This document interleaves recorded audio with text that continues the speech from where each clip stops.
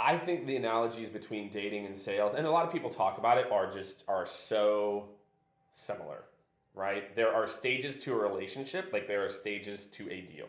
There is first date and dating, there's moving in together, and then there's marriage. Same thing in a deal. There's a discovery process. Do I like you? Do you like me? Etc. Then there's, okay, I'm going to loop some other people in, like you're going to come meet the parents, and like I'm going to bring these people in.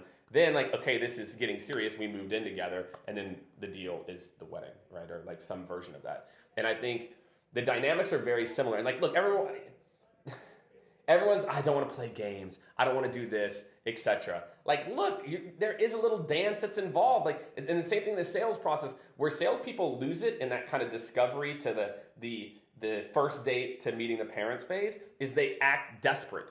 And that's how you lose meeting the parents too, or moving in, is you're like, oh, hey, Johnny, I'd love to set up more time to meet with you. I'd love to do it. And you're sweating them. Nobody wants to do business with that. It's the same thing in dating. Nobody wants to be like, oh, dude, this dude keeps blowing me up.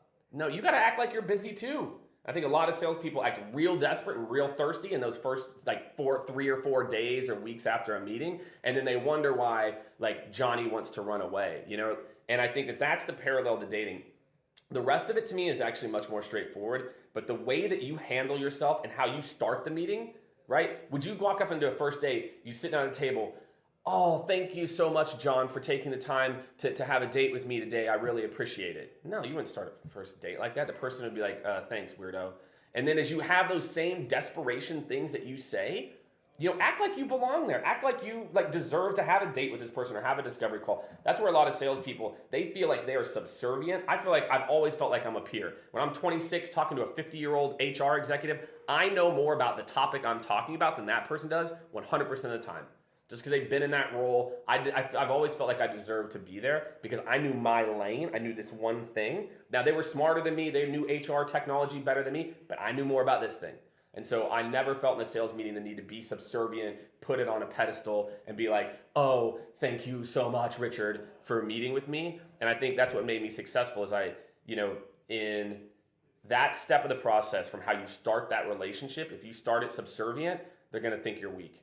And then how you kind of carry that through. And I think a lot of people are like, well, I don't want it to be like that. But like, look, that's life. You know, and you cannot want dating to be like, there's no games. That's why you're single. Like, there are games. Like, it's just a thing. You know, and sales is the same way. You can't just show all your cards, you know, at once. So there's the parallels are crazy, but I think that the most applicable in that, if you can fix that, you've got a much higher, you know, opportunity to go meet the parents.